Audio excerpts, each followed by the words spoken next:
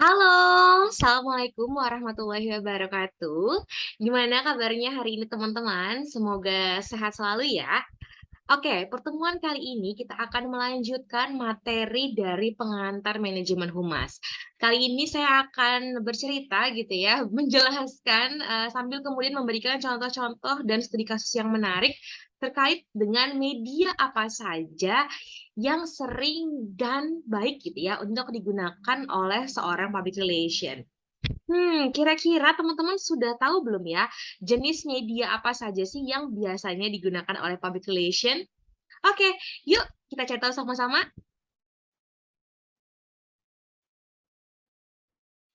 Oke, membahas hal yang satu ini tentu aja sangat seru ya, karena public relation pasti memerlukan media untuk memberikan informasi gitu ya, untuk membuat sesuatu menjadi viral dan bombastis.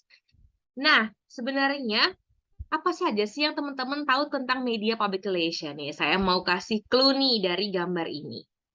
Ayo, ayo, ayo, siapa yang mau tebak?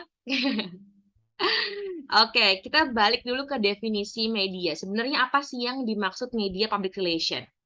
Oke, saya mengutip gitu ya beberapa pendapat ahli dan saya menyimpulkan secara sederhana bahwa sebenarnya media public relation adalah segala bentuk media yang digunakan praktisi humas dalam pekerjaannya dengan tujuan publikasi yang luas agar produk atau jasa yang dipasarkan lebih dikenal oleh masyarakat. Jadi, media ini bisa berupa sarana, saluran, channel ataupun alat.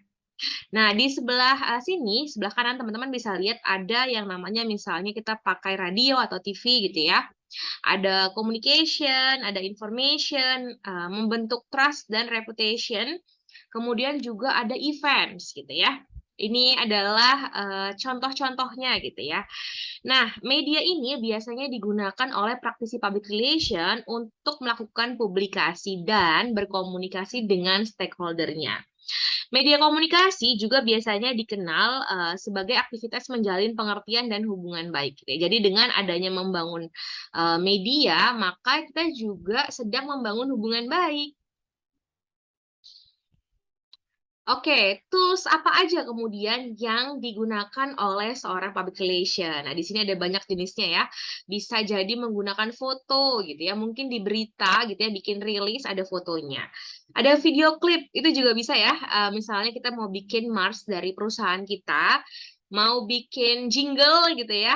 Teman-teman ingat nggak dulu Indomie pernah membuka kompetisi gitu ya, bikin jingle untuk lagu Indomie, sehingga hits banget gitu ya lagu-lagunya. Kemudian ada charts, blog gitu ya. Ada fact sheet, press release gitu ya, pitch letter. Jadi mana nih yang sesuai dengan karakteristik perusahaan teman-teman. Nah, zaman now gitu ya, zaman sekarang bisa juga menggunakan YouTube gitu ya, speech, letters to the editor, blog post, and guest column. Oke, pertanyaan pentingnya adalah, dari segitu banyak gitu ya, media-media yang dimiliki oleh PR. So what gitu. Jadi apa? Apa cara menemukan media yang paling tepat untuk perusahaan kita? Oke, yang pertama kita bedah dulu di segmentasinya. Jadi target audiensnya tuh siapa dulu gitu ya. Kalau misalnya kita kasih contoh ya, sekarang ini lagi marak brand skincare gitu ya. Skincare lagi banyak banget nih kompetisinya kalau teman-teman perhatikan. Nah, segmentasinya gitu ya, karena segmentasinya adalah perempuan gitu ya, kita harus baca target audiensnya itu gimana gitu ya. Misalnya berdasarkan hasil penelitian gitu ya, dominasi sekian puluh persen gitu ya, wanita di Indonesia misalnya tuh merupakan bagian dari ARMY, oke, atau dia bagian dari pecinta K-pop gitu ya. Nah, sehingga siapa yang kemudian harus dijadikan brand ambassador gitu ya. Jadi teman-teman pasti nggak bingung ya, kenapa sih kok brand skincare ini banyak banget gitu ya, aktor-aktor Korea yang berseliweran gitu ya di iklan-iklannya.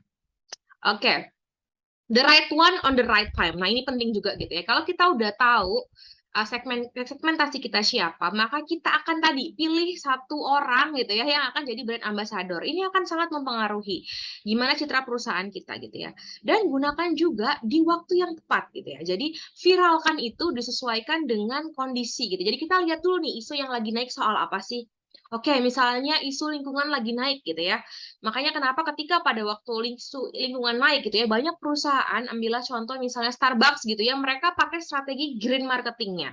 Atau mungkin Indomaret, Alfamart gitu ya, yang berlomba-lomba meniadakan plastik gitu ya, ketika kita mau membeli. Nah, ini kan menarik gitu ya, bahwa dia memilih suatu strategi menggunakan media tertentu untuk gitu ya, kemudian memviralkannya di waktu yang tepat gitu ya, sehingga jangkauannya juga akan masuk gitu ya. Jadi misalnya kayak strateginya, medianya dia akan campaign misalnya green marketing Starbucks gitu ya. Dia punya jangkauan media, mau diberitakan di mana nih? Apakah di YouTube? Apakah di media cetak gitu ya? Apa di media massa gitu ya. Nah, kemudian kita pertimbangan juga dengan biayanya. Kalau memang seseorang ini gitu ya, misalnya harus sewa Cristiano Ronaldo gitu ya, atau harus sewa siapa deh tokoh yang paling mahal gitu ya, itu disesuaikan dengan media yang akan digunakan. Berikut, media-media yang bisa digunakan oleh PR nih, calon-calon PR nih, mahasiswaku sekalian, kalian bisa menggunakan media di bawah ini. Antaranya adalah media cetak, media elektronik, special event, atau media luar ruang. Yang kita kategorikan sebagai media cetak tuh misalnya kayak majalah gitu ya. Mungkin sekarang jarang gitu ya menggunakan media ini, tapi masih ada gitu ya. Terus buletin, company report, koran, dan press release gitu ya. Yang mungkin masih banyak berkembang justru media elektronik gitu ya. Jadi pindah dari media cetak ke media elektronik. Jadi ada acara apapun gitu ya, publikasinya langsung masuk website itu minimal banget. Masuk media sosial pribadinya perusahaan itu penting banget gitu ya. Baru kemudian kita bisa kemas dengan sesuatu yang lebih fun, misalnya bikin podcastnya gitu ya, bikin vlognya, a day in my life dari CEO perusahaan tersebut. Wah, seru banget tuh.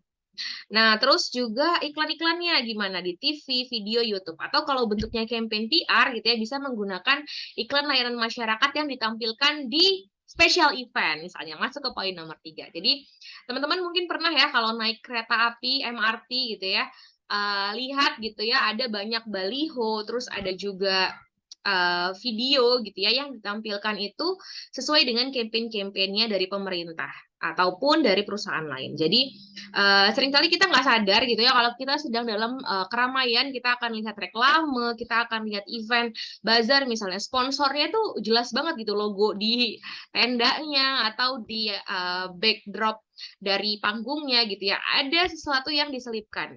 Itu adalah media PR. Dan bagaimana gitu ya membedakannya dengan media-media marketing. Ah, ini nih seru banget. Tentu aja kalau untuk media PR biasanya dia sifatnya lebih ke mendongkrak citra dan reputasi gitu ya.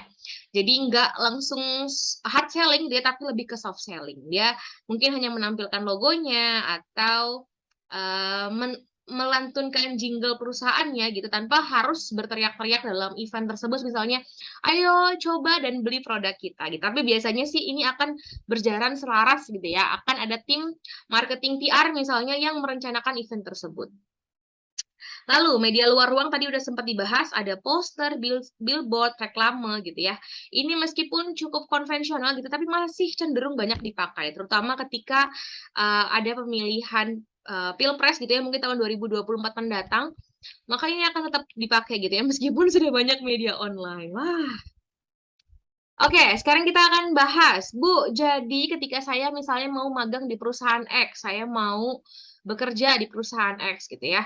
Saya harus gimana menentukan? Jadi plus minusnya apa sih kalau pakai media cetak? Oke, strength-nya nih teman-teman ya. Strength-nya adalah daya jangkaunya tuh luas. Dan beritanya juga harus lengkap dan terpercaya. Contoh kita ambil media cetak yang ditunggu-tunggu secara mingguan, misalnya kayak majalah Tempo gitu ya.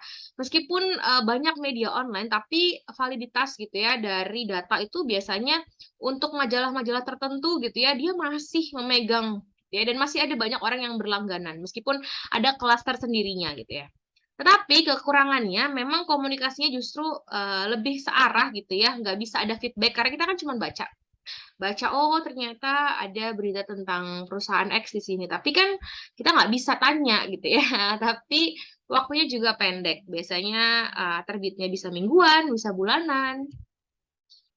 Kemudian bagaimana dengan media elektronik gitu ya. Jadi kekuatannya nih si media elektronik ini dia jauh lebih murah gitu ya. Pengaruhnya juga lebih tinggi, penyampaian beritanya juga cepat gitu ya. Misalnya kita mau viralin nih melalui bom aja nih di beberapa rilis gitu ya, di beberapa web online gitu ya, atau di beberapa website-website gitu ya. Tapi kekurangannya gitu ya, cenderung akhirnya media elektronik ini jauh lebih apa ya, bisa jadi lebih mahal kalau yang kita pakai banyak gitu ya, atau penyampaian pesan tidak menyeluruh karena terbatas waktu dan biaya. Contohnya seringkali gitu ya, misalnya ada postingan yang kurang pas gitu ya, maka ketika viral dan ada satu part aja yang salah gitu, maka haters atau komentarnya tuh akan jadi jauh lebih mahal untuk memperbaikinya gitu. Tapi ya itu memang kecepatan itu juga harus diimbangi dengan kebenaran berita gitu ya. Jadi kita harus hati-hati banget sebelum ngeblas meskipun cepet-cepetan tapi harus memastikan bahwa konten itu sudah aman. Oke, lanjut. Plus minus di special event. Jadi kalau di special event ini misalnya kayak ada kegiatan CSR, ada kegiatan presentasi gitu ya, ada kegiatan pameran atau exhibition. Nah, kekuatan dari media ini gitu ya, kita bisa mudah diterima. Kenapa?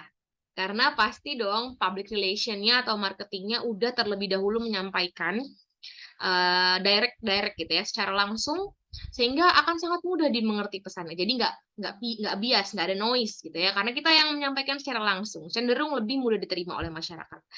Kayak misalnya teman-teman mungkin awalnya jalan-jalan gitu ya ke pameran, awalnya tuh nggak niat beli, tapi karena si mbaknya atau si masnya ini ngomongnya pinter banget gitu ya, ya tiba-tiba kita seret gitu ya, kena masuk deh ke dalam apa ya taktiknya mereka gitu ya. Justru itu yang paling keren gitu ya.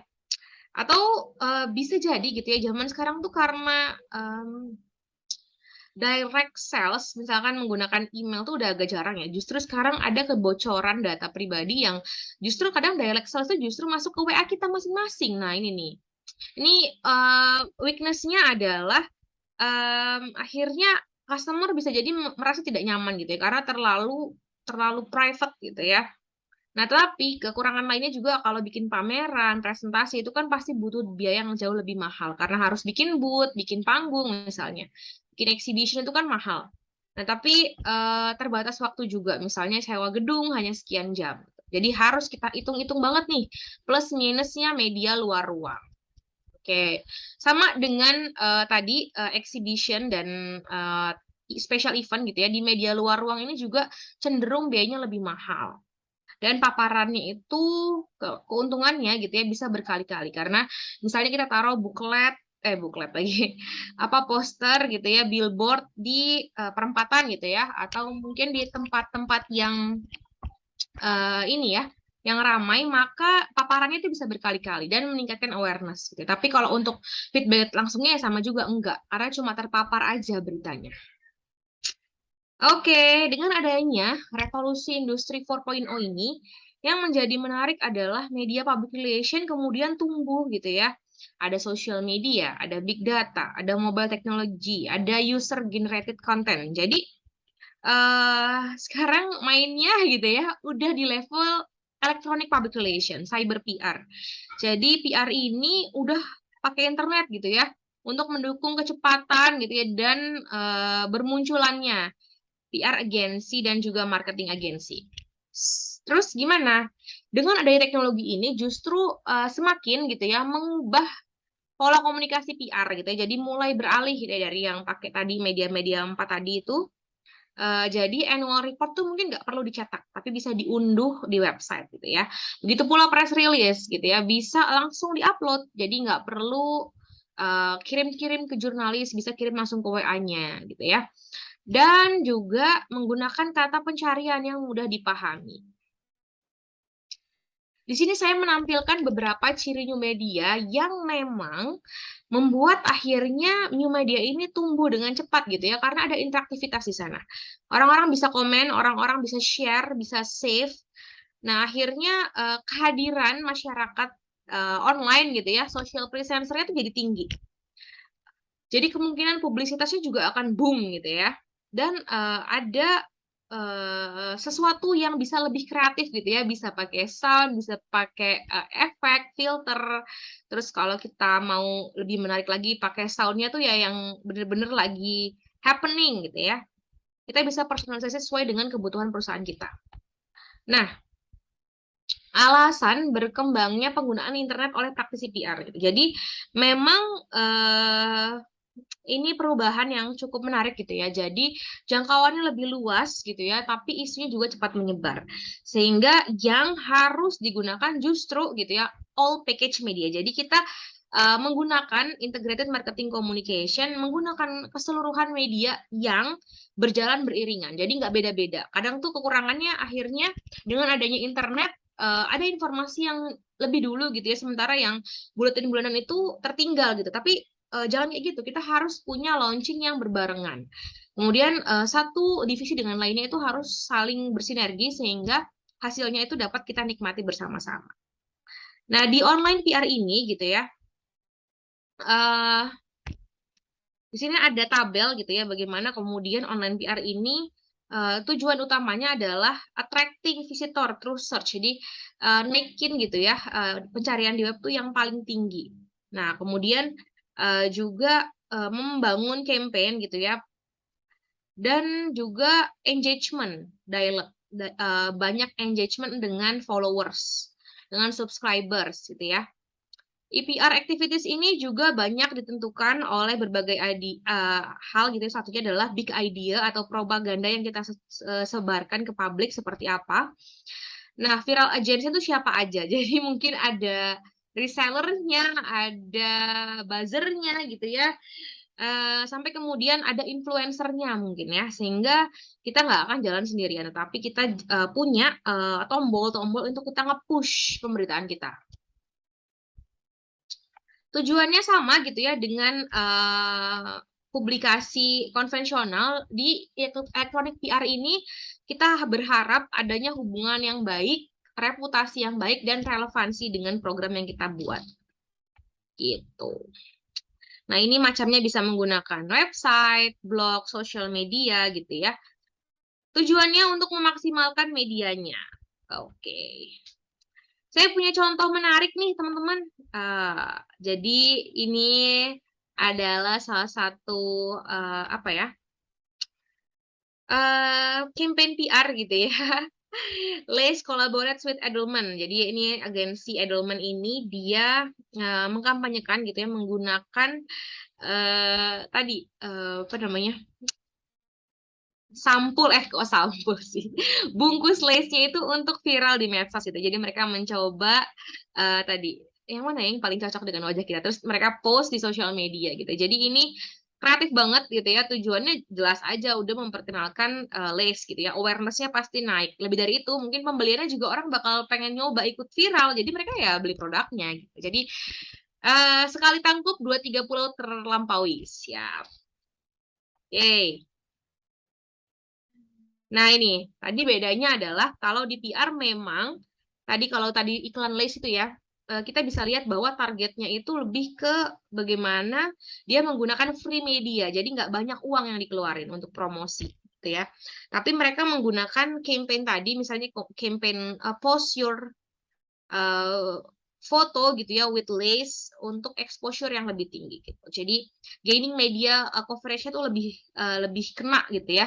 Bukan untuk apakah pembelian itu adalah bonus, tapi yang utama adalah improve public image. Wah, Lays ini kreatif, Lays ini seru gitu ya. Ide-idenya keren. Oke. So, saya akan menutup gitu ya materi pada sesi ini gitu ya dengan membacakan sebuah quotes dari Ron Torosian. Nah, oke. Dia bilang bahwa PR is a mix of journalism, psychology, and lawyering. It's an ever-changing and always interesting landscape gitu ya. Wow. Jadi memang tugas PR ini teman-teman bukan sekedar untuk gitu ya memberikan informasi nih, jadi bagian yang ngomong saat ditanya, tetapi mix of journalism. Jadi dia harus tahu cara mengemas pesan yang baik. Sampai terpublikasinya media tersebut. Kita harus tahu dulu mau pilih media yang mana sebelum kita menghabiskan budget di sana. Secara psikologi tadi gitu ya, dari quotes itu, tentu saja kita harus tahu mana sih feeling yang paling kena dan atribut apa yang bisa kita gunakan dalam media tersebut. Sehingga media-media kita ini bisa mencapai gitu ya, sesuai dengan target yang kita inginkan. Kita menyesuaikan kemampuan kita untuk melakukan manajemen public relation sehingga sesuatu yang didapatkan itu sesuai gitu ya. Kita nggak asal buang-buang uang gitu ya bagi perusahaan, tapi juga mendapatkan publikasi yang maksimal.